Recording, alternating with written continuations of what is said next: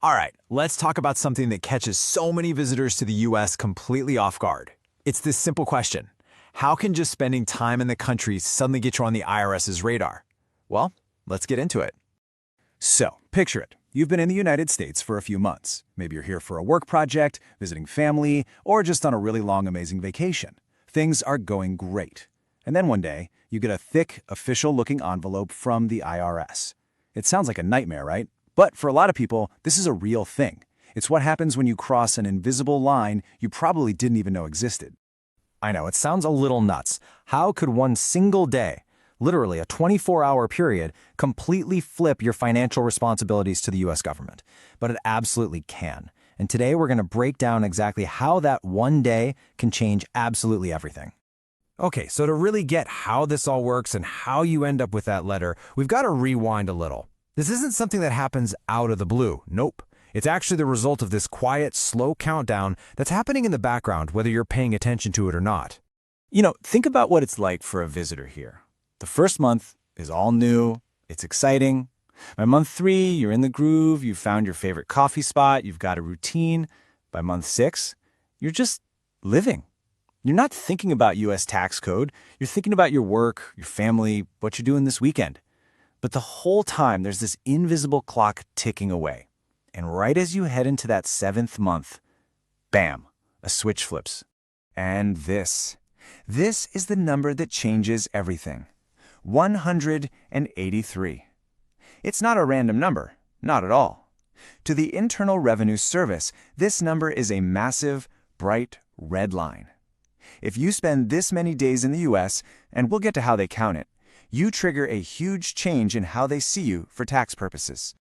So, what is this whole system? This rule that's been busy counting your days behind the scenes? Well, it has a name, and it's really the key to this whole mystery. It's called the Substantial Presence Test. Now, the crucial thing to get here is that this has nothing to do with your visa or your immigration status.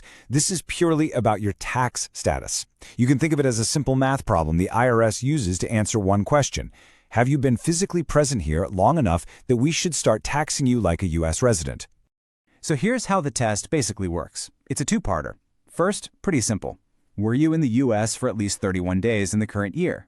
If the answer is yes, you move on to step 2. And this is where it gets a little bit tricky. The IRS looks at a 3-year period. They take all of your days here this year, plus 1/3 of your days from last year, plus 1/6 of your days from the year before that. If that special weighted total hits 183, well, you've passed the test, for better or for worse. Okay, so you passed the test. Now what? What does that actually mean? Well, this is a really, really big deal. When this happens, the IRS officially reclassifies you, and that single change has some massive financial implications. I mean, check out this difference. It's like night and day. Before you pass the test, you're considered a non-resident alien. That sounds complicated, but it just means you only pay US taxes on money you earn from US sources. Simple enough. But after you cross that 183-day threshold, your status changes to US resident alien. And here's the real kicker.